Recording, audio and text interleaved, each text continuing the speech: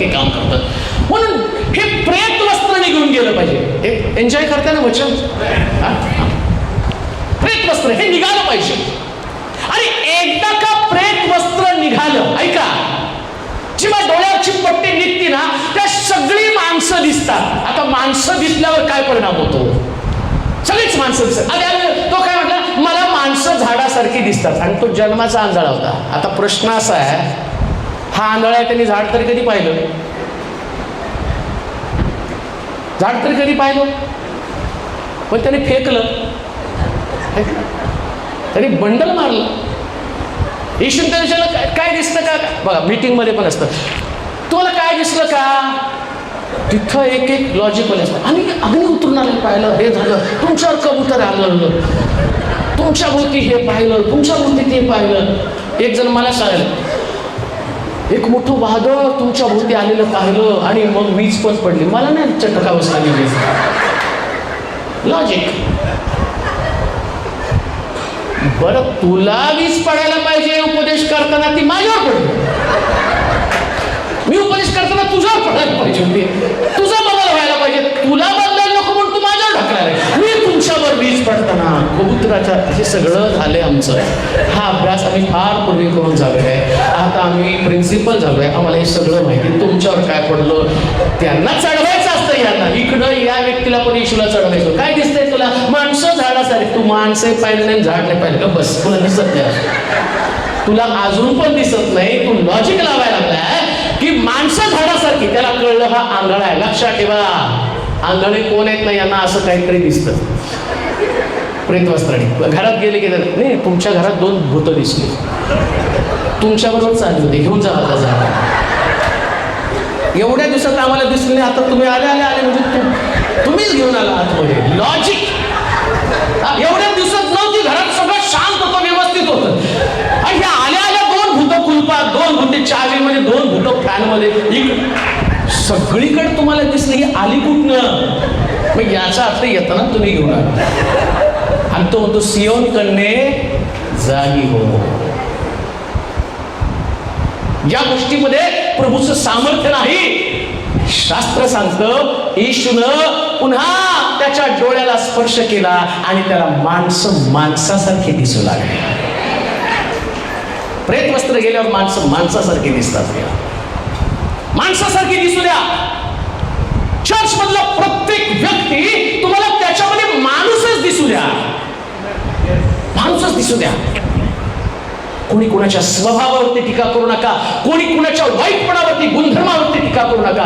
प्रभूनं प्रत्येक व्यक्तीसाठी आपलं रक्त सांडलेलं आहे. हर एक व्यक्तीसाठी आहे त्याच्यामध्ये कमतरता आहे. पेत्रासारखा स्वभाव नाकारणार असेल, थोमासारखा अविश्वास असेल, पण थोमाने शुभवर्तमान सांगितलं ना. शेवटी भारत देशावरती थोमाचे उपकार आहेत ना. अविश्वास दाखवला, पण म्हटलं मला तुझ्या हातामध्ये आणि बोट घालून बघू दे, मला तुझ्या कुशीमध्ये बोट घालून बघू दे. अहो, येशूनं सुद्धा त्याला प्रतिबंध केला नाही. 3.5 वर्ष माझ्याबरोबर राहिला, माझ्यावरती अविश्वास दाखवतो का? मंडळीमध्ये काही अविश्वास लोक असतील, काही लोक पेत्रासारखे नाकारणारे असतील, काही यहुदासारखे विकणारे असतील, पण ती माणसं आहेत. या माणसाला घेऊन मंडळी चालवायची असती का? कारण आम्हाला सगळ्याला घेऊन येशूचं शिष्यत्व देऊन आम्हाला प्रभूच्या राज्यामध्ये त्यांना द्यायचं असतं. हेच सिद्धांत प्रभू आपल्याला सांगतात. डोळ्याची पट्टी निघून गेलेली, सगळी माणसं दिसायला लागली, सगळ्यांमध्ये सगळे एक समान दिसले. आता आमच्याकडे कुठल्या प्रकारची गडबाजी? ऐका बरं का, गडबाजी पडती कशात नाही. चर्च मध्ये गट असतात. वर्शिप लीडर जर 2 चांगले 2 टीम असतील ना, मग ते त्यांची खूप चांगली, त्यांनी कुणाची केली, यांनी कुणाची करायला लागले. हे पण तुमचीच आहे. गेल्या संडेला केली त्यांनी. मी जनरल बोलतो बरं का. हे जर तुम्ही बघितलं, सगळे सैतानाला लोकांना मेलेल्या अवस्थेमध्ये ठेवायचंय आणि येशूला मंडळी जागी करायची, त्याला वस्त्र द्यायची. मग प्रेत वस्त्र तर गेली पाहिजे ना. मग प्रेत वस्त्रामध्ये असणाऱ्या लोकांमध्ये कधी कधी चर्चमध्ये आत्मिक पॉलिटिक्स पण असतं. आत्मिक पॉलिटिक्स त्यांच्या लक्षात पण नाही, पॉलिटिक्स आहे. तुम्हाला विशिष्ट वाजवणारा, विशिष्ट गाणारा, विशिष्ट लिडिंग करणारा, विशिष्ट प्रीचिंग करणारा तो व्यक्ती तुम्हाला आवडतो आणि तो दुसरा व्यक्ती ज्याच्या संबंधानं तुमचं मन आणि नाही, किंवा तो चांगला गात नाही, तो चांगला लिडिंग करत नाही. तुम्हाला माहिती का तुम्ही प्रेत वस्त्रानं गुंडळलेला आहात? कारण तुम्हाला ज्या स्वभावामध्ये स्वरूपामध्ये त्या व्यक्तीला उभं करायचंय, त्या स्वरूपामध्ये. आणि लक्षात ठेवा, ज्या व्यक्तीला, ऐका बरं का, बिब्लिकल स्टेटमेंट मी करतो, कोणाही व्यक्तीला स्टेज पाळत देत नसतो. आम्ही म्हणाल का? कोणताही अधिकार वरून दिल्या वाचून कोणालाही मिळत नाही, हे बायबल सांगतं. हे पाळकाचं नसतं. पाळकाला प्रेरणा देणारा पवित्र आत्मा आहे, देव त्याला सांगतो. आता ऐका, एखाद्या व्यक्तीला जर पाळकानं अभिषेक करून स्टेजवरती पाठवलं, मग निवड कोणाची आहे? बोला, तुमच्या तोंडात नव्हतं. आता देवानं केलेली निवड आणि तुमच्या मनामध्ये कन्फ्युजन येतं, म्हणजे तुम्ही कोणावर आक्षेप घेता? कुणावर घेता? मग तुम्ही कोण आहे? आंधळे, प्रेतवस्त्र आहे तुमच्यावर. तुम्ही व्यक्तीवरती नाही, देवानं त्याला अपॉइंट केलं, देवानं निवडलं, देव त्याला चालवत आहे, देव चालवत आहे. तर माझा बरं, आता एक गोष्ट मला विचारा, एक गोष्ट मला तुम्हाला विचारायची. हे लग्न झालेले आहे, एक डायलॉग तुम्ही वाढला का? नाही, मी तुमची निवड करायला चुकले. भांडण होत्यास तुमचा काय डायलॉग येतो? बाई माझं चुकलंच. आणि तो पण डायलॉग मारतो, काय म्हणतो? चुकलं ग, तुला स्वीकारलं. मग तुम्हाला तुमची निवड नीट करता आली नाही, इकडच्या निवडीबद्दल काय बोलता तुम्ही? तुमची निवड चुकली तुम्ही सांगता, आणि इकडच्या निवडीविषयी बोलताना काय म्हणता? अरे तुमची तर नीट करायची होती ना, तुम्हाला चान्स होता त्यावेळेस, तुम्ही आता असा बोलता. म्हणून लक्षात ठेवा, तुमची चुकती, देवाची कधीच चुकत नाही प्रिया. 100% परफेक्ट आहे, 100%. हे प्रेत वस्त्र गेलं पाहिजे का? ऐका, आता प्रेत वस्त्र गेल्यावर तो म्हटला, मी बलयुक्त वस्त्र तुला देईन. बलयुक्त वस्त्र, ऐका, ज्यावेळेस प्रेत वस्त्र जात, त्यास बलयुक्त वस्त्र येतं. आणि बलयुक्त वस्त्राचं वैशिष्ट्य काय? आता पहा, इकडं या सगळ्यांमध्ये येशू ख्रिस्त वधस्तंभी जाण्याच्या अगोदर जी असणारी स्पर्धा काय होती? यांच्यामध्ये मोठा कोण? आणि सिद्ध काय झालं माहिती का? यांच्यामध्ये मोठा कोण होता? यांच्यामध्ये मोठा होता तो पेत्रच. कशावरून? यांनीच उपदेश पहिला केला, आणि पहिल्या उपदेशामध्ये 3000 लोकांचा बाप्तिस्मा झाला. म्हणजे मोठा कोण होता? बरं, पेत्र काय एका रात्रीत मोठा होत नाही बरं का. पेत्र एका रात्रीत असं नाही की येशूनं 3.5 वर्षामध्ये असं ठरवलं की त्याने नियुक्ती केली नाही. त्यांनी म्हटलं तुमच्यामध्ये ज्याला मोठं व्हायचं त्यांनी लहान व्हायला पाहिजे. येशूनं पण नाही डिक्लेअर केलं. येशूला माहितीये मोठं याला याच्या कर्तृत्वावर व्हावं लागणार आहे. येशू नाही डिक्लेअर करणार कोण मोठं होणार. आणि झालं असतं तर ना लय भांडण झाले असते. कशावर मी पुरावा देतो बायबलमध्ये. योसेफाच्या बापानं झगा देऊन मोठं केलं. त्याला झगा शिवला. काय झालं झग्याचा परिणाम? झगा घातल्याबरोबर त्याचे भाऊ त्याचा द्वेष करायला लागले. झगा घातल्याबरोबर इकडे योसेफाला झगा शिवला, आणि तिकडं त्यांच्या भावांनी त्याचा झगा काढला आणि रक्तामध्ये बुचकळून त्याच्या बापाला सांगितलं की योसेफ मेला. मग आता येशूनं जर डिक्लेअर केलं असतं तुमच्यात मोठा कोण आहे? पेत्र. मग पेत्र मेला. आता येशूनं त्याला सांगितलं कोण मोठा होईल? जो लहान होईल. आणि पेत्र सगळ्यात लहान झाला, आणि बायबल सांगतं देवाने त्याला सगळ्यात मोठा केला. 3000 लोकांचं परिवर्तन. 3000 लोकांचं परिवर्तन. म्हणून ज्या व्यक्तीला अपॉइंट केलं जातं त्याची सध्याची पात्रता बघू नका. येते का लक्षात तुमच्या? आता हा जो पेत्र आहे ना, आता या पेत्राची घटना कधीची आहे? मला असं वाटतं 40 दिवस अगोदर पेत्रानं शिव्या दिल्या. 50व्या दिवशी पवित्र आत्म्यानं भरला. 50 दिवसापूर्वीची ते 10 दिवस तिकडे गेले. 10 दिवसानंतर 1-2 दिवस गेले असतील पेत्र उपदेशाला गेला, आणि 50व्या दिवसानंतर म्हणजे 53 दिवसापूर्वी पेत्र शिव्या देत होता तोच पेत्र म्हणजे अंदाज लावलाय बरं का, 50व्या दिवशी पवित्र आत्मा आला, त्याच दिवशी गेला. कोणत्या दिवशी गेला आपण एक्झॅक्ट नाही सांगू शकत, परंतु त्यानं उपदेश केला. 50व्या दिवसापूर्वीचा पेत्र शिव्या देणारा, पण आत्ताचा पेत्र हजारोचं तारण करणार आहे. लक्षात घ्या. आत कुठं? डोळ्यावरची पट्टी काढा. तुमच्या समोर उभी असणारी व्यक्ती कोणी सामान्य व्यक्ती नाही, तिचा स्वभाव सामान्य असेल पण तिला असामान्य करणारा पवित्र आत्मा आमच्यामध्ये आहे, मंडळीमध्ये तो मंडळीमध्ये. हे प्रेत वस्त्र गेलं पाहिजे. येशू म्हटलं याला मोकळं करा, याचं प्रेत वस्त्र काढून टाका. एक गोष्ट अजून वाचाय, अनुवादाचं पुस्तक 8वा अध्याय 4थं वचन, अनुवाद 8:4. अनुवादाचं पुस्तक 8वा अध्याय 4थं वचन.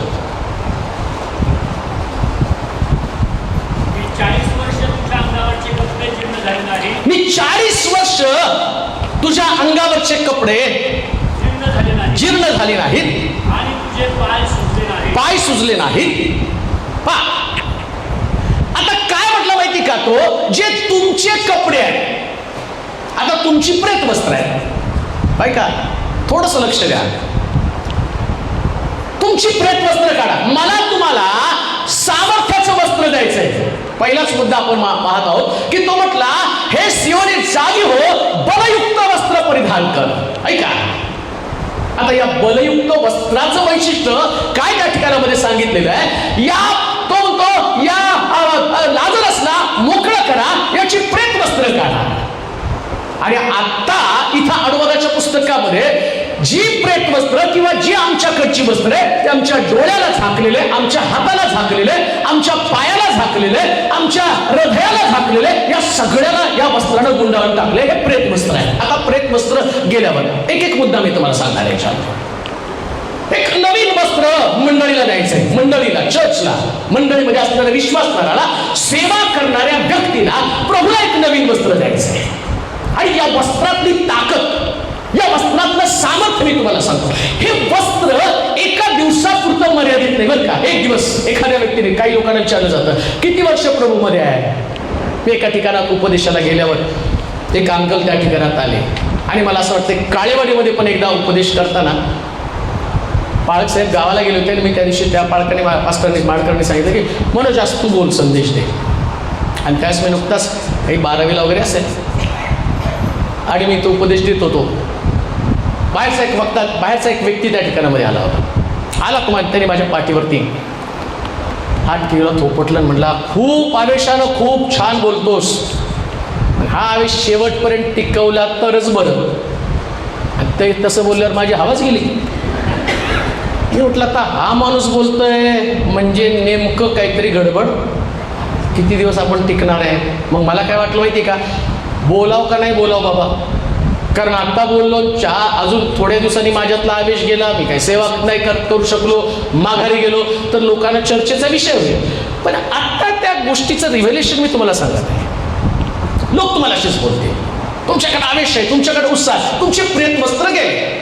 प्रेत वस्त्र गेल्याबरोबर डोळ्याचे प्रेत वस्त्र गेली आणि तुमच्याकडे व्हिजन आलं. पण ते व्हिजन जे आहे, ते व्हिजन तुमचं एका दिवसापुरतं मर्यादित नसतं. जसं येशू ख्रिस्त, जसं आम्ही पाहतो या मोशेला देवानं सांगितलं की गोष्ट कर, या लोकांना कनानात मला न्यायचंय. आता आमच्यासाठी पण कनान कोण आहे? स्वर्ग आहे, बरोबर. आमच्यासाठी कनान काय? मंडईला जायचंय कुठं? कनानात. ऐका बरं का, 11 दिवसाचा प्रवास, पण 40 वर्ष प्रभूने त्यांना चालवलं. 11 दिवसाचा प्रवास. मग लोक म्हणतात नाही मुद्दामून देवाने नेलं, अमकं झालं, ह्याला घाबरले, त्याला घाबरले. पण असं लॉजिक लावून चालत नाही. मुळात त्याच्यातनं गाभा मला समजून घ्यायचं की काय नेमकं प्रभूला करायचं होतं. आता देव आहे आम्ही जे शिक्षण घेतो ना, त्या शिक्षणाला टप्प्याटप्प्यात, पहिलीचा अभ्यास वेगळा. आता आमच्याकडे तर फक्त बालवाडी नंतर पहिली. आम्ही शिकायचं तसं पहिले बालवाडी, त्या बालवाडीला पण जात नव्हतो. हाणून मारून आई वडील तिथं आदळून यायचे, ते बी आमच्यावर बसायचे की बाबा शिक पहिली. आता प्ले ग्रुप, नर्सरी, छोटा गट, मोठा गट, मग पहिली, मग तिथून सुरुवात सगळं नाही का. ते जन्मल्यापासून आई वडिलांना त्याला लग्न होईपर्यंत ती नर्सरी पहिली खेळत बसवत असतात एवढं.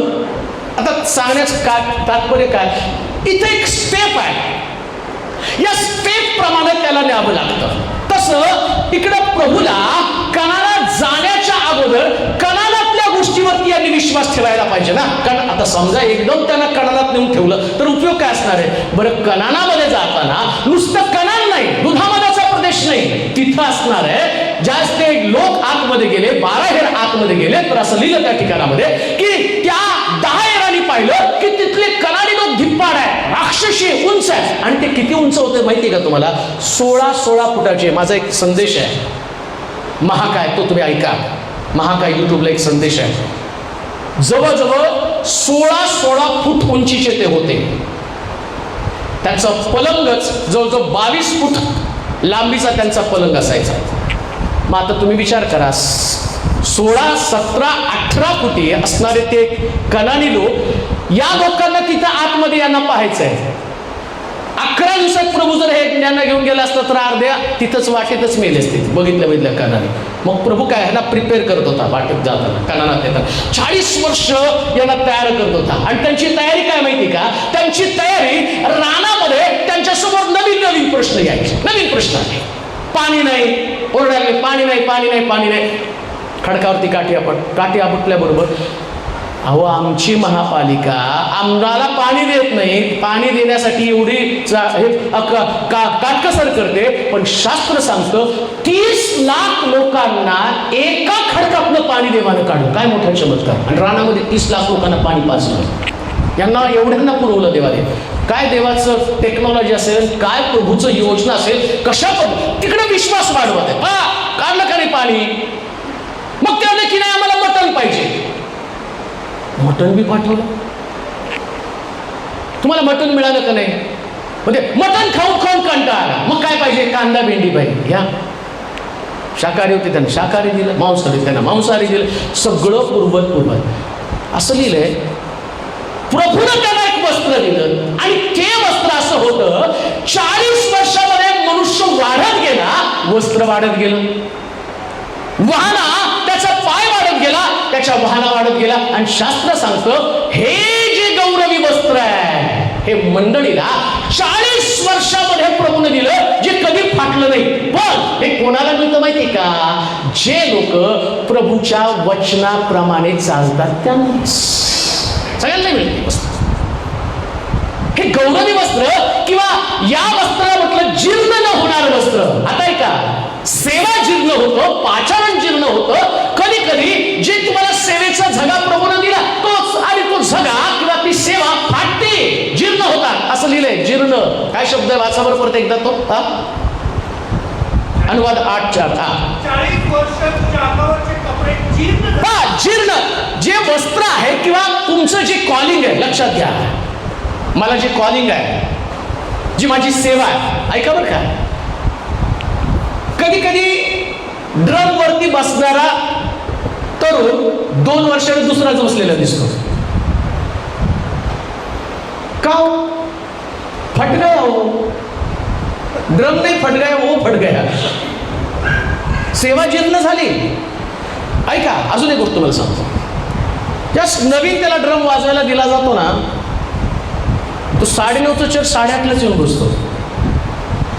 पण जसं समय जाता है, वेळ जातो, तसं या ड्रम तुमच्याविषयी नाही सांगतो ते म्हणते ना आम्हाला.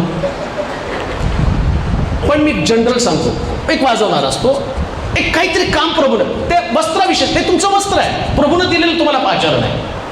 पण जसं जसं तुम्ही पुढे जाताना तसं तसं तुमचं वस्त्र जीर्ण होऊ लागतं. वाजवणारा, गाणारा, सेवा करणारा, या सेवा करणाऱ्या व्यक्तीला ऐका, सेवेच्या आतमध्ये किंवा वस्त्राच्या आतमधल्या व्यक्तीवरती जास्त भरोसा असतो. अजून एक गोष्ट मला सांगतो बरं का, मी आता बिब्लिकली सांगतो, जनरल नाही मी तुम्हाला सांगतो. असं लिहिलंय म्हणजे तुमच्या लक्षात थोडंसं येईल. इकडं इसाक म्हातारा झाला आणि त्यानं ठरवलं की जाताना जो आशीर्वाद आहे तो मी एसावाला देणार आहे. आणि त्याला डोळे नव्हते.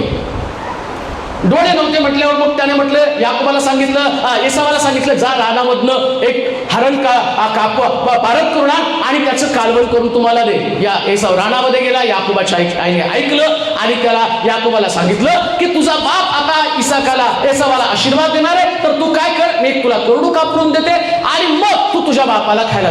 त्याचा पहिला प्रश्न, कसं काय जाणार मी तिथं? ते म्हणले, प्लॅन माझ्या डोक्यामध्ये तयार आहे. कोणता प्लॅन? मी तुला एसावाचा झगा घालते. ऐका बरं का, आशीर्वाद देणार कुणाला होते? एसावाला. मग गेला कोण? मग का आशीर्वाद मिळाला? जग्यामुळं. घातला जगा कुणाचा? एसावाचा. म्हणजे आतमधला व्यक्ती कोण नाही महत्वाचा, जगा महत्वाचा आहे. येते का लक्षात? आतमधला व्यक्ती नाही महत्वाचा, मग कोण महत्वाचा? म्हणून लक्षात ठेवा, व्यक्ती जाईल पण अभिषेक तोच राहील. व्यक्ती जाईल पण प्रश्न तोच आहे, तू टिकायला पाहिजे ना. किती वर्ष? हा 40 वर्ष टिकला. ती वस्त्र किती वर्ष टिकली? मग कोण टिकतं 40 वर्ष? जो देवाच्या वचनाप्रमाणे चालतो तो. 40 वर्ष ही गोष्ट फार महत्वाची. का? मोशेला देवाला निवडलं 40 वर्ष मेंढरं चारल्यावर, आणि मोशेला सेवा पण केली ती 40 वर्ष. 120 वर्ष जवळजवळ त्याचं वय होतं. ते 40 वर्ष त्याची सेवा, 40 वर्ष त्यानं फारोच्या घरामध्ये राहिला, 40 वर्ष मेंढरं चारली आणि 40 वर्ष त्याने सेवा केलेली आहे.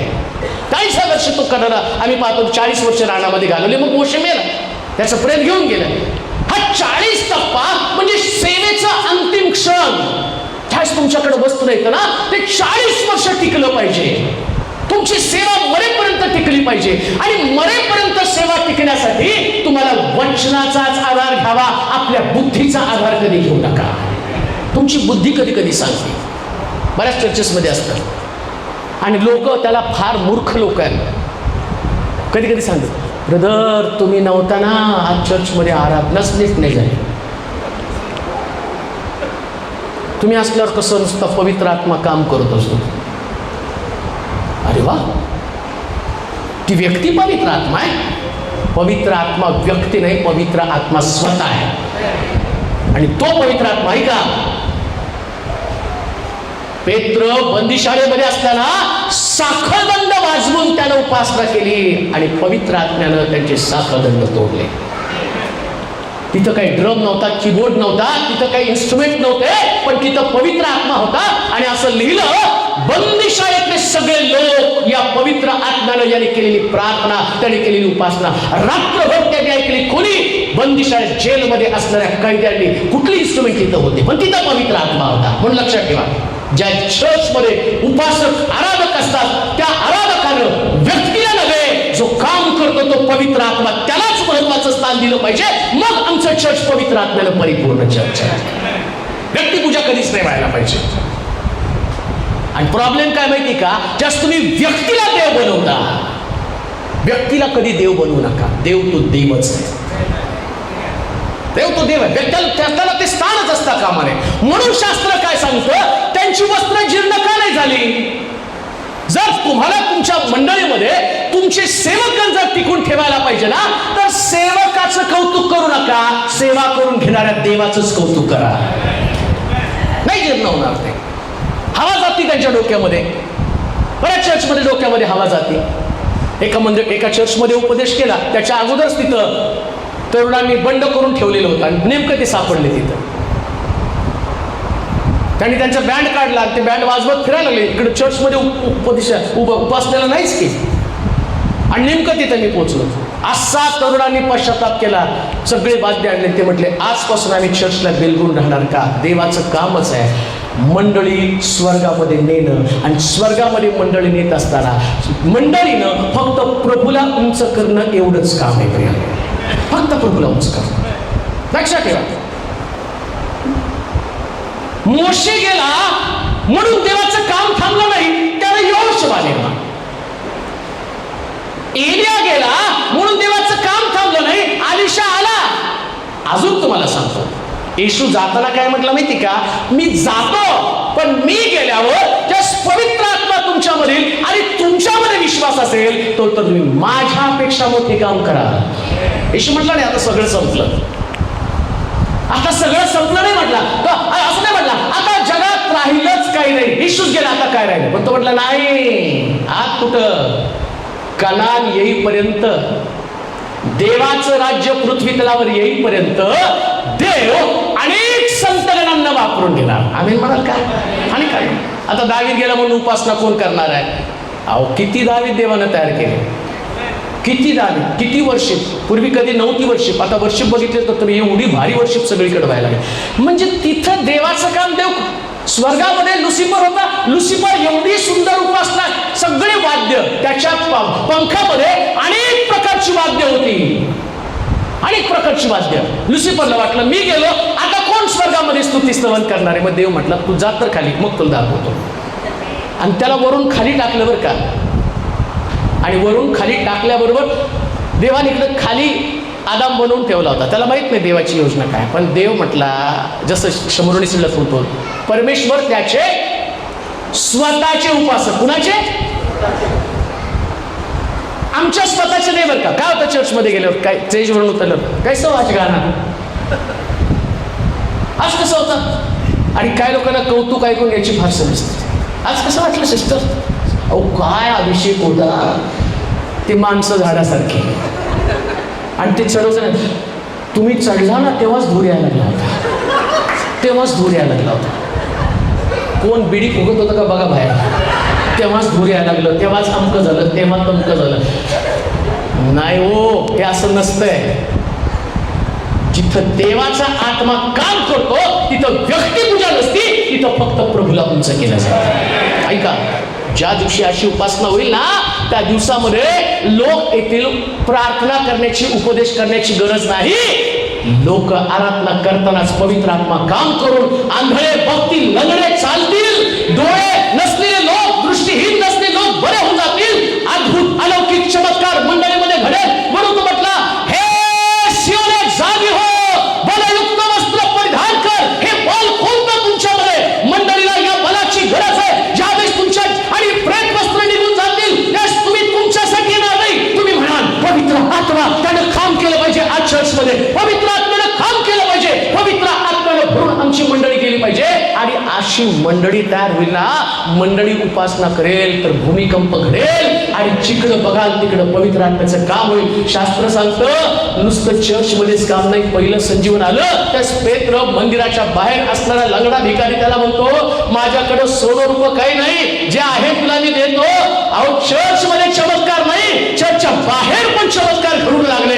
इतकं मोठं काम ज्यास पवित्र आत्मा येईल त्यास होणार आहे. चर्चमध्ये तर चमत्कार घडेल, पण चर्चच्या बाहेर पण चमत्कार घडणार आहे. पण त्याच्यासाठी आमचं लक्ष त्या वस्त्राकडे गेलं पाहिजे. जे आमचं वस्त्र जीर्ण झालेलं आहे ते निघून गेलं पाहिजे आणि प्रभूच्या वचनाप्रमाणे, वचनाप्रमाणे मला काय वाटतं सांगायला बिलकुल यायचं नाही. माझ्या चर्चमध्ये मी सगळ्याला सांगत असतो, मला सल्ला द्यायचा नाही. मला सल्ला द्यायचा तर तुम्ही पुलपीट घ्यायचं, मी खाली बसतो. तुम्हाला माझ्यापेक्षा जास्त ज्ञान. मग मी इथे तर तुम्ही मला कसं काय ऍडवाइस करू शकता? लक्षात ठेवा, पाळकाला, लीडरला फक्त देवानं चालवायचं. आम्ही म्हणाल का? लोकांनी नाही चालवायचं, नाही चालू शकत. किती वेळ झाला? बस.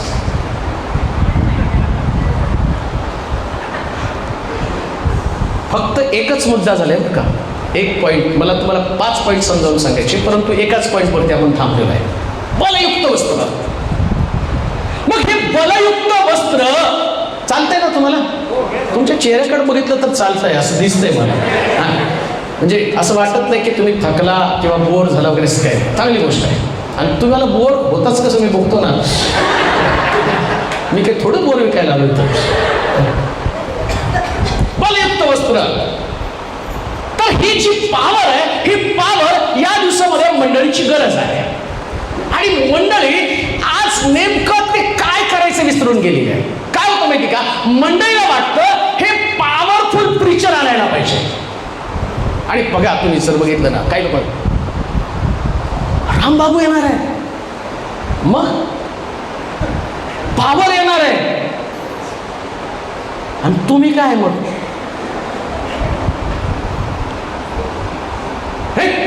बरेच तुम्ही जरा प्रार्थना करा ना.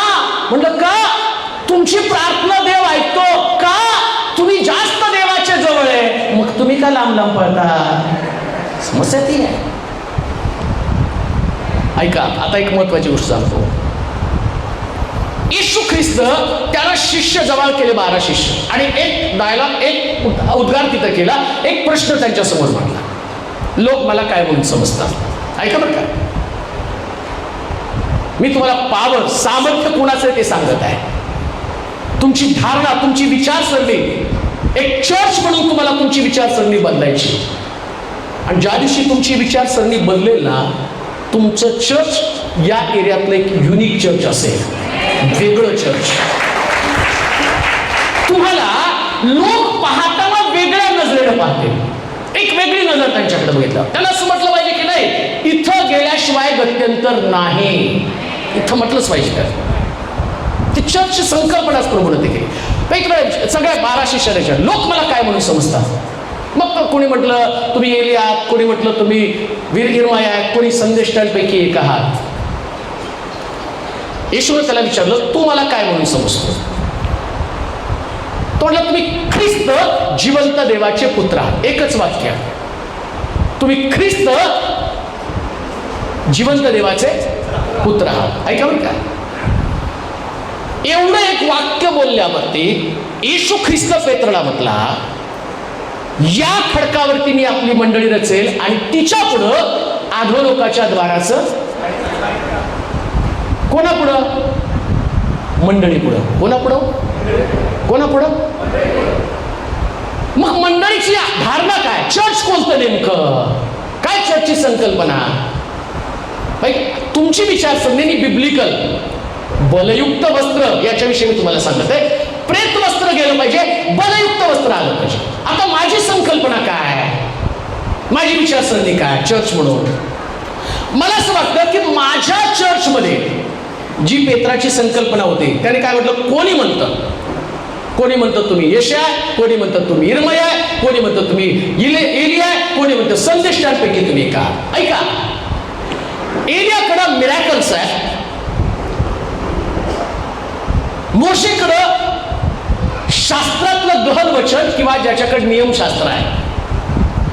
कोणी म्हणतं इर्मया जो विलाप करणारा संदेष्टा, जो पश्चाताप करणारा संदेष्टा. ऐका, आता हे सगळ्या संकल्पना या पेत्रानं त्या असणाऱ्या येशू समोर मांडल्या. तो म्हटलं लोक असा विचार करतात. आता येशू म्हटलं लोकांचं सोड, तू काय विचार करतो. लोक चर्चकडे पाहताना, सेवकाकडे पाहताना, मिनिस्ट्रीकडे पाहताना त्याला चर्च म्हणजे काय वाटतं, चर्च म्हणजे मिरॅकलच व्हायला पाहिजे. मिरॅकल होणाऱ्या ठिकाणामध्ये सुद्धा सैतान काम करत असतो. मला एका व्यक्तीनं, पुण्यातला नामवंत व्यक्ती, त्या व्यक्तीने मला सांगितलं, मी नाव नाही सांगत त्या व्यक्तीचं. तो म्हटला मास्टर, मी जिथं चर्चला जात होतो त्या ठिकाणामध्ये त्या व्यक्तीचा एक विशेष राखलेला खास व्यक्ती होतो आणि तिथं खूप लोक यायचे. पण त्या मंडळीमध्ये चमत्कार पण खूप घडत होते. परंतु त्या पालकाने मला 1 कोटीला फसवलं. 1 करोड. मी सकाळी उठल्यापासून रात्री झोपेपर्यंत तिथं जात होतो. पण आज त्या व्यक्तीने मला रस्त्यावरती आणले. पण मिरॅकल होतात. कसे मिरॅकल होतात. मग तिथं मिरॅकल होतात. ऐका, तू ख्रिस्त जिवंत देवाचा मुद्दा काय, तू ख्रिस्त जिवंत देवाचा. जो व्यक्ती मिरॅकल करतो त्याच्यामध्ये जर ख्रिस्त असता तर ती व्यक्ती फसली नसती. मुळामध्ये प्रॉब्लेम काय, इथं ख्रिस्त दिसण्याच्या ऐवजी व्यक्ती दिसते. आणि जिथं व्यक्ती दिसते तिथं फसवणूक आहे, जिथं ख्रिस्त दिसतो तिथं उद्धार आहे. एकदम सोपं. व्यक्ती दिसली फसवणूक आहे. ख्रिस्त दिसला, उद्धार आहे. मग तू कोण म्हणतो तुम्ही? पहा, अजून एक गोष्ट मी तुम्हाला सांगतो. किती पण भारी प्रीचिंग असू द्या, किती पण भारी प्रीचिंग असू द्या, तो काय म्हणलं, कोणी म्हणतं तुम्हाला मोशे, कोणी म्हणतं एलिया, कोणी म्हणतं संदेष्टापैकी एक. काही लोकांना असं वाटतं संदेश, प्रॉफेसी केली पावर. बरेच लोक मला म्हणतात तुम्हाला काय दिसतं माझ्याकडं, सांगा प्रार्थना करू. मी म्हटलं माझ्याकडं पोपट नाही, भविष्य पाहणार, ज्योतिष सांगणार, आणि त्यांना ते लय आवडतं. काय आवडतं माहिती का? एकच सांगाल, मला करणी झाली म्हणा ना. इतकं आवडतं ती करणी झालेली, बस. आणि एवढा आनंद होतो करणी झाली माझ्यावर. तर डॉक्टर पण कधी कधी गेल्यावर सांगतो काय नाव सगळं नॉर्मल आहे. मग चक्कर काय ती, परत बीपी तपासा ना. म्हणजे बीपी दाखवाच. मग त्यांनी जर म्हटलं ना बीपी, मग तोंड वाकडं करून यायचं, बीपी हो मला, अहो नाही म्हणत होतं तर तुम्ही टेन्शन घेऊन आधी तर त्याने तुम्हाला नाहीच म्हणून सांगितलं, तुम्हाला बीपी नाही. मग बघा ना चक्कर कशी काय ती. मग ते ECG BCG काय करतात ते पण करून करायचं, घाला मशीनमध्ये, ह्याच्यात घाला त्याच्यात घाला, शेवटी सगळं झालं. हा तुम्हाला बीपी आहे, ह्या गोळ्या आजपासून चालू. तसं बऱ्याच लोकांना हे सांगा ना काय दिसतंय, काय दिसते सांगा ना. याच्यात पण तो म्हटला इश्यू नाही, लक्षात ठेवा. संदेष्टाची पारख तुम्ही फळांवरून करा. कशावरून करा? संदेष्टामध्ये फळ दिसलं पाहिजे ना. त्यांनी डोक्यावर हात ठेवला आणि सांगितलं नाही तुम्हाला खूप त्रास आहे, सगळेच त्रासात आहे, त्रासात आहे म्हणून चर्चमध्ये आहात. जरा सगळं ठीक असतं तर काय चर्चची पायरी चढली असती तुम्ही, देव फटके देऊन आणतो. बरं एक गोष्ट कमीच ठेवतो, बरोबर त्यांनी ठेवलेल्या आहेत. मी बायबलमधनं पटवून दिला, तुम्ही बघा. मी पीडित झाल्यानं माझं बरं झालं. संदेश ऐका तुम्ही, पिढा येणं किती गरजेचं आहे. तो संदेश टाकलेला. पिढाच नसते तर तुम्हाला देवाची मार्ग समजला नसता. सगळ्यालाच पिढा आहे. आणि ते सांगतात तुम्हाला पिढा आहे, खूप त्रास आहे, असं आहे तसं आहे. सगळ्याचं डोकं दुखतं आणि सगळ्याचं पोट दुखतं. एक आहे का डोकं दुखत नाही, पोट दुखत नाही? एक तर आहे का सांगा. इथं कोण आहे ज्यांचं पोट कधी दुखलंच नाही, आणि त्यांनी सांगितलं बरोबर हा दुखलं बरं का त्याला, आणि त्याला 1857च्या लढाईत दुखलं, आता बरं आहे ना तू. ते लॉजिक वरती चाललेलं, आणि त्याच्यात आम्ही एवढं खुश होतो की नाही प्रगटीकरण झालं, प्रॉफिसी झाली, भविष्यवाणी काय. मला एकाने सांगितलं अहो पाळक साहेब तुम्ही तो उपदेश दिला, माझंच ऐकलं बरं का त्याने, 40 दिवसाचे उपवास करू नका. आणि त्याने एका परिवारासाठी तुम्ही 40 दिवसाचे उपवास केला तर तुमचा ॲक्सिडेंट होणार आहे. आणि नेमकं त्यांनी ते उपवास, ते म्हटले अहो आमची श्रद्धा होती, आम्ही उपवास केला आणि आम्ही यायला लागलो तर आमची गाडी खड्ड्यातच पडली हो. आता योग म्हणतो ज्याची मला भीती होती ते माझ्यासमोर, तुम्ही जातानाच त्यांनी संदेश देऊन प्रॉफिसी करून भविष्यवाणी तुम्ही स्वीकारली, देऊ दे झालं खड्ड्यात पड. आणि ते मला सांगायला माझे चर्चचे मेंबर, अहो म्हटलं किती गाढव तुम्ही, का ती भविष्यवाणी स्वीकारली? देवानं आम्हाला खड्ड्यात पाडण्यासाठी कधी भविष्यवाणी देत नाही, पुनरुज्जीवन करण्यासाठी असते. भविष्यवाणीचं पण एक फार सुंदर शिक्षण आहे, ते शिकणं फार गरजेचं आहे. कशासाठी भविष्यवाणी असतात? पुनरुज्जीवन आहे, प्रगतीकरण वेगळं, भविष्यवाणी वेगळी, पण सगळ्याचं मिक्सिंग करून करून आणि चर्चला कमजोर बनवण्याचं काम केलं जातं. मुख्य भाग काय म्हटलं तुला, कुठल्या वक्तव्यावरती, कोणत्या सिद्धांतावरती तो मंडळीची रचना करतो? चर्चची ताकद नेमकी काय आहे? Church powerful. अधोलोकाच्या द्वाराचं तिच्या पुढे काही चालणार नाही. कोणाविषयी तो बोलत आहे? सैतान त्याच्या विरुद्ध कामच करू शकणार नाही. ऐका, कोणामध्ये सैतान काम करतो? ज्या दिवशी सैतान तोपर्यंत काम करत नाही जोपर्यंत तुम्ही त्याला रिस्पेक्ट देत नाही. कुणाला? आणि आम्ही सगळे लोक सैतानाला रिस्पेक्ट देतो. थोडंसं सैतानाचं पाठ साहेब चर्चला निघाले, बघा ना सैतान कसा आडवाला, पाहुणे आले. सैतान म्हणतो मी यांना सांगितलंच नव्हतं पाहुण्यांना यांच्या घरी जा बोलव, खाली पीली मेरे नाम पे बिल फाड़ दिया. सैतानाने सांगितलं, सैतानाने असं केलं, सैतानानं मग मुलं पण फार हुशार, मम्मी पेपर खूप छान लिहिला, सैतानाने नापास केलं. ऐकून तो बी खुश झाला. मी खूप छान पेपर लिहिला, सैतानानं फेल करून टाकलं. नवरा पण अगं पगार घ्या बरं आता सैतान खेळत बसा तुम्ही. सैतानानं छाती दुखवलं, सैतानानं डोके दुखवलं, सैतानानं चक्कर मारली, सैतानानं झोप लागू दिली नाही. सैतान एवढा खुश होतो, यांच्या परिवारातलं घटक मी बनलेलं का? हे उठता बसता सैतान सैतान सैतान सैतान, देव कमी सैतान जास्त. याच्यावर मंडळी कधीच रचली जात नाही. मंडळी त्याच्यावर रचली जाते.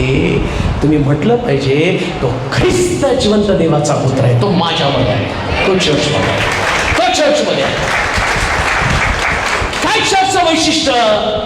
जगामध्ये जो आहे त्याच्यापेक्षा तुमच्यामध्ये आहे तो सामर्थ्यवान आहे. जगामध्ये सैतान देवाच्या लोकांना देवाची परवानगी घेतल्याशिवाय येऊ शकत नाही बरं का. आणि अजून एक मला सांगतो, तो दाराजवळ बसतो, तुमच्या दारात भिकारी बसतो ना तसा बसतो. युगाच्या दारात बसला होता तो, आणि तोंड लाल करून आत्ता तरी ब्रदर चान्स देतील, मग तर चान्स देतील. शेवटी स्वर्गात गेला आणि स्वर्गात जाऊन देवाने काय चेहरा पडलाय पा, तुझं लक्ष माझा सेवक योब याकडे गेलं का? तो 24 तास तुमच्याकडे लक्ष, माझ्याकडे पण त्याचं लक्ष आहे, माझ्याकडे पण तो बघत आहे, पण तो काहीच करू शकत नाही, कारण मला देवाची पावर माहिती आहे, मला देवाची पावर माहिती आहे. हा, पण देवाने परमिशन दिली तर ठीक आहे, मी तुला परमिशन देतो, काय करायचं तुला कर,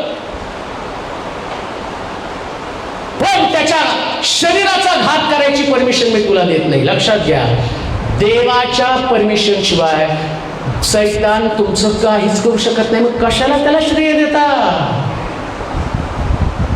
का तुम्हाला त्या लोकांचं ऐकणं आवडतं की तो सैतान आणि त्या सैतानानं मला एका सगळ्या माझे व्यक्तिगत अनुभव सांगतो. एक सिस्टर माझ्याच्या आता मुंबईला शिफ्ट झाल्या, प्रार्थनेतला एक ब्रदर त्याच्याकडे गेले, त्यांचे वडील वारले, आई वारली कॅन्सरने, एका पाठोपाठ एक. आता सगळेजण एका पाठोपाठ एक वारल्यावर त्यांना भीती वाटली की आता काय नेमकं. बरं, ते नुकतेच प्रभूमध्ये आले होते आणि मग त्याने एका ब्रदरला जाऊन भेटलं, आणि तो ब्रदर माझ्या हाताखाली तयार झाला. तो माझ्याकडनं गेल्यावर त्याने आपलं दुकान थाटलं बरोबर, आणि मग त्याच्यासमोर गेले. काय झालं? तो म्हटलं तुझ्यावर फार मोठी करणी झालेली आहे आणि ती करणी काढण्यासाठी मला वस्तू आणाव्या लागतील. ते घाबरले, करणी काढायला वस्तू कुठल्या? मग ते मला साहेब करणी काढायच्या वस्तू असतात, त्यात करणी काढायच्या ह्याच्या पोट भरायच्या वस्तू आहेत. लक्षात ठेवा, गणना 23:23 मध्ये सांगितलंय, याकोबावर काही मंत्रतंत्र, याकोबावर काही चेटूक विद्या आत कुठं तुम्ही. कित्येक वेळा विश्वासणारे लोक सुद्धा या प्रकारच्या संकल्पनेमध्ये अडकले जातात आणि प्रभूचं सामर्थ्य त्यांच्यातनं निघून जातं. जर देवाचं सामर्थ्य मंडळीमध्ये असायला पाहिजे तर ते व्यक्ती सापेक्ष कधीच नसतं तयार. कोण व्यक्ती पॉवरफुल नाही. मग तो म्हटला तुझं काय विचार आहे? तुम्ही ख्रिस्त जिवंत देवाचे पुत्र आहात. ऐका, ज्या चर्चमध्ये फक्त ख्रिस्ताला, देवाच्या पुत्राला उंच केलं जातं, त्याच चर्चमध्ये खरं सामर्थ्य असतं. ते चर्च पॉवरफुल बरं का. बाकीचे चर्च पॉवरफुल नाहीच आहे. तुम्ही पॉवरसाठी इकडे तिकडे का शोधता? तुम्हाला वाटतं हा ठीक आहे, उपदेश देऊन तुम्हाला काही लोक रिवाईव्ह करतील, पण प्रश्न तोच आहे. बिर्याणी तुम्ही तुमच्या घरात पण खाता आणि हॉटेलमध्ये पण खाता. मग घरातली बिर्याणी खाऊन खाऊन जरा तोंडाला तिची चव बिघडली आणि दुसऱ्याचं साज. आता बघा, पूर्वी लोक हॉटेलमध्ये जायचे ते लक्झरी असायचं, आता कंटाळे मग ते चुलीवरचं स्वयंपाक. आधी काय वाईट होतं? आणि चुलीवरच्या स्वयंपाकाला हॉटेलमधल्या ह्याच्यापेक्षा जास्त पैसे देऊन तिथं चालले, आणि आधी चुलीवरच करत होते की नाही. मग हे असे हे डोक्याचे लोक असते, सगळे उलटच पळत राहते, सगळं उलट पळत राहते. चुलीवरचा स्वयंपाक. आमच्या सोलापुरात तर सारवलेली जमीन आहे, आणि ते सारवलेल्या जमिनीवरती तुम्हाला बसो काढा वर्षात परत सारवा. आता समस्या तीच आहे, बुद्धिमत्ता जी आहे ना, हे नेहमी अशाच पद्धतीचं असतं. हेच उपदेशामध्ये पण आहे हो. सांगण्याचं तात्पर्य, जे तुमचा पाळत देतो ना ते भारीच आहे. आम्ही म्हणाल का 100% त्यांना देवच चालवतो ना. ऐका, अजून एक गोष्ट मला सांगतो.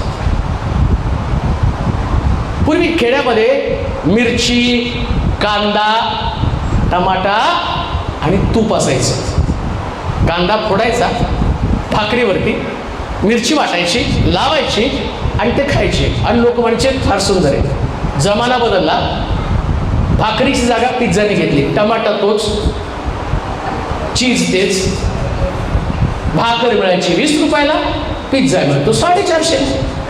पिझ्झा फुगवतो पोट, भाकर बनवतो स्लिम.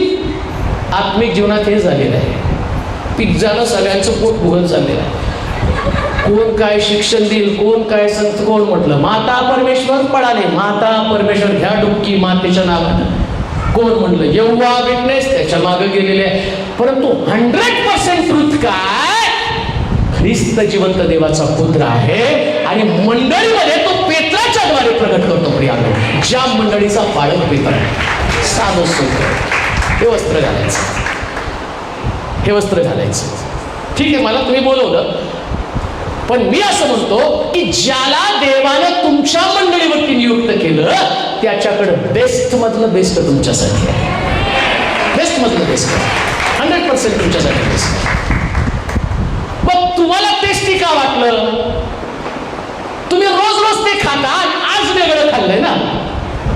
आपली भाजी घरातली खाल्ली, दुसऱ्याच्या भाजीमध्ये मीठ कमी असतं, तेल कमी असतं, थोडीशी चव लागते, खूप छान आहे. तसंच असतं उपदेशाचं. रोज आपलं खाऊन खाऊन जरा तोंडाला तुम्हाला जरा जास्त खाऊन खाऊन चव चांगली देऊन देऊन तुमचं तोंड जरा बिघडलंय. मग काय करता, दुसरं एखादा फार भारी, अरे हेच तर मी सांगत होतो, यांनी काय वेगळं सांगितलं, ते सांगितलं तुम्हाला.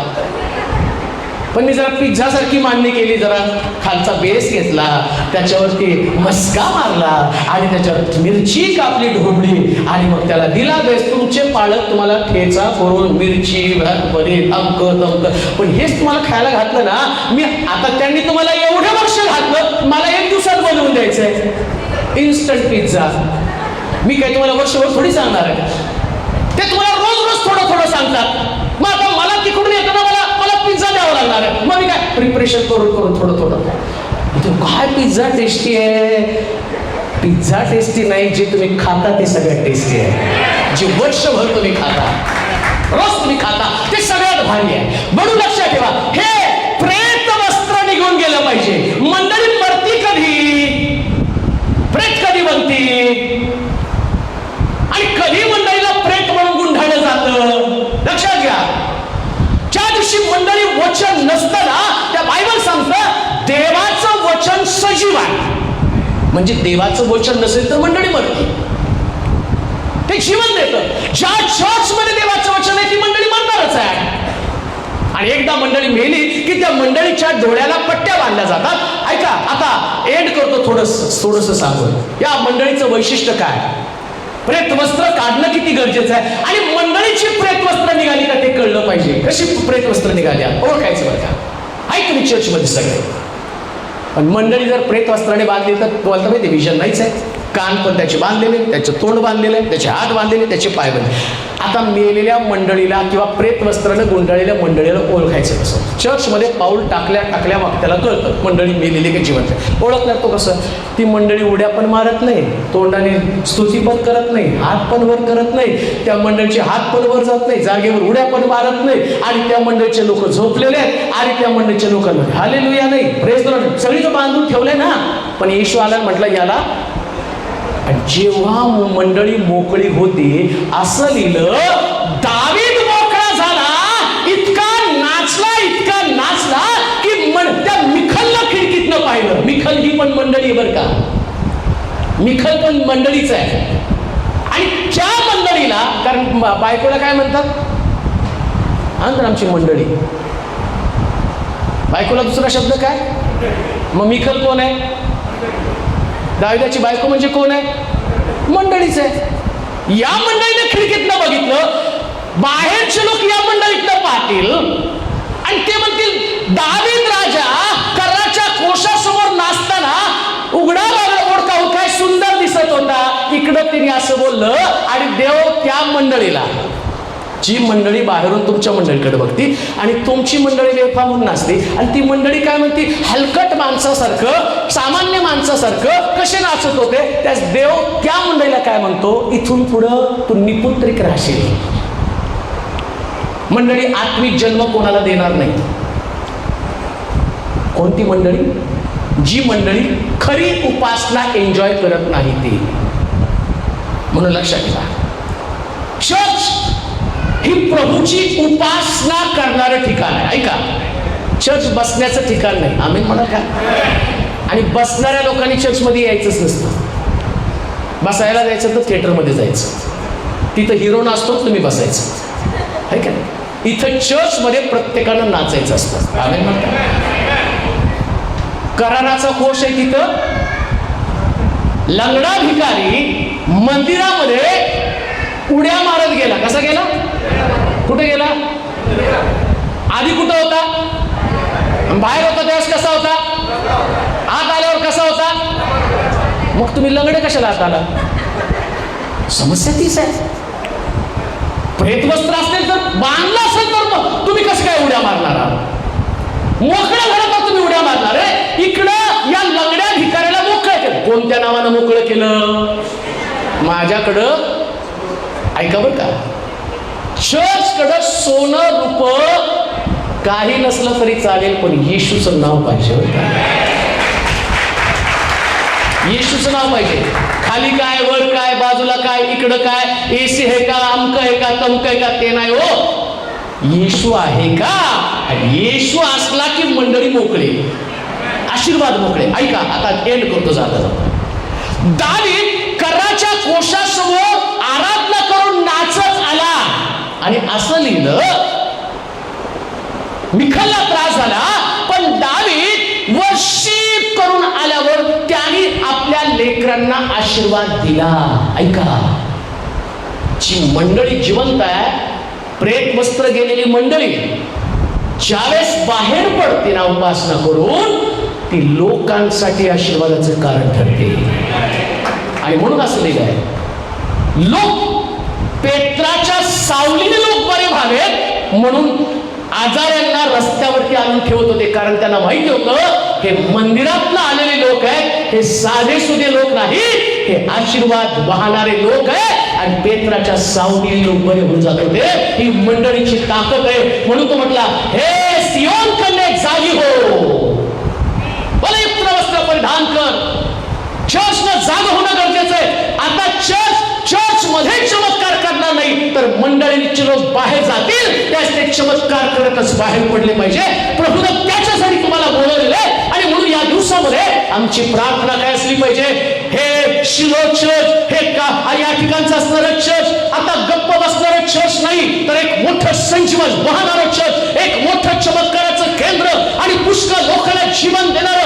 इथून एक एक पेत्र बाहेर पडला तर हजारोची झुंड आतमध्ये यायला पाहिजे. त्याच्यासाठी प्रभू म्हणतो, सियोन कन्ये जागे हो, सियोन कन्ये जागे हो. देवाचे प्रिय लोको, आम्ही आमच्या अवस्थेतनं बाहेर येऊया. आमची प्रेतवस्त्र काढून टाकू. तो म्हटलं, याला मोकळं करा. बायबल सांगतं तो मोकळा झाला आणि लोकांनी चमत्कार पाहिला, त्यांनी पेत्र पाहिला. आधी त्यांना फक्त आतमधल्या प्रेतवस्त्रामध्ये कोण होतं माहित नव्हतं, पण प्रेतवस्त्र काढल्याबरोबर त्यांना लाजरस दिसला. लक्षात घ्या, ज्या दिवशी प्रेतवस्त्र बाहेर जातील त्यास तुमच्यातला लाजरस, तुमच्यातलं पुनरुज्जीवन झालेला लाजरस लोकांना दिसेल. लाजरस दिसणं गरजेचं आहे. का? कारण लाजरस दिसेल तर मर्या रडायचं थांबेल, लाजरस दिसेल तर माफ रडायचं थांबेल.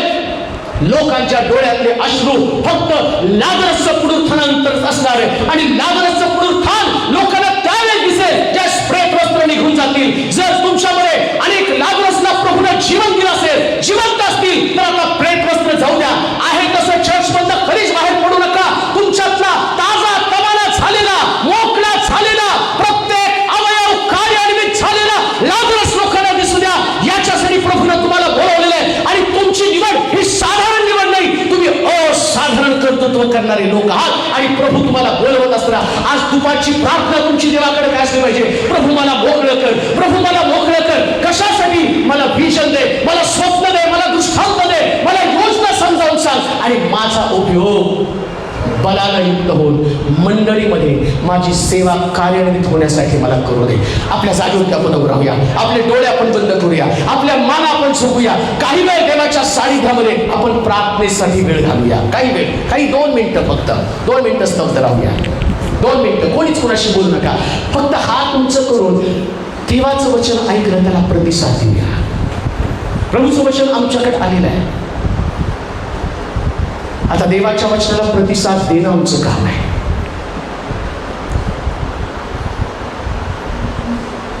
हे सियोने जागी हो, बलयुक्त वस्त्र परिधान कर. येशू म्हणतो याची प्रेत वस्त्र काढून टाका. काढा आपली प्रेत वस्त्र, आपल्या डोळ्यावरच्या पट्ट्या, आपल्या हातावरच्या पट्ट्या, आणि प्रभूला एकच प्रार्थना करा. माझं चर्च, माझी मंडळी एकाच सिद्धांतावरती पुढे घेऊन जा. तो ख्रिस्त जिवंत देवाचा पुत्र आहेस. हे सामर्थ्यशाली देवा, आज दुपारच्या समयी या प्रिय लोकांना मी तुझ्या स्वाधीन करत आहे. जगापासून अलिप्त तुझ्या जवळचा सुंदर समय तो मला दिलेला आहे. आमच्या अंतःकरणातली प्रार्थना हीच असेल, जे आम्ही आहोत ते आम्हाला दिसू देऊ नकोस, जे तो आम्हाला बनवणार आहेस ते आम्हाला दाखव. शिव्या देणारा पेत्र हे आमचं दिसणं आहे, उभं राहून शुभवर्तमान सांगून हजारोचं तारण करणं हे आमच्यामध्ये लपलेलं पेत्राचं वैशिष्ट्य ते लोकांना दिसू दे. प्रभूजी, त्या मंडळीतलं पेत्र तयार कर, या मंडळीतलं लाजरस तयार कर, या मंडळीला टोटल चेंज करणारं अनेक व्यक्तिमत्व घडून टाक. प्रभूजी, या भागामध्ये हे चर्च उलथा पालट करणारं चर्च प्रभूजी हे करणार आहे, माझा विश्वास आहे. अंतिम दिवसामध्ये आम्ही आहोत, आणि ती पॉवरफुल मंडळी जी जातानाच लोक डोळे लावून बसतील, आशा लावून बसतील, इथून बाहेर पडल्यावर आम्ही बरं होऊ. इथून बाहेर पडल्यावर आमच्या गरजांच्या पूर्तता होते. इथून बाहेर पडल्यावर आम्ही आशीर्वादित होऊ. प्रभूजी, लोक आत येतील, पण बाहेर गेल्यावर लोकांना बरं करून बरे झालेले लोक मंडळीमध्ये येऊ दे, आणि याच्याद्वारे तुझं कार्य वाढू दे. प्रत्येक लहान थोरला वापरून घे तुझ्या गौरवासाठी. संध्याकाळची मिटिंग आशीर्वादित कर. पुष्कळ लोकांची बंधनं तोड, त्यांना घेऊन ये, यासाठी की जाताना त्यांनी पुनर्जित होऊन जावं. तुला गौरव, तुला महिमा, तुला सन्मान दे. येशूच्या नावात ही प्रार्थना विनंती केली म्हणून तो ऐक.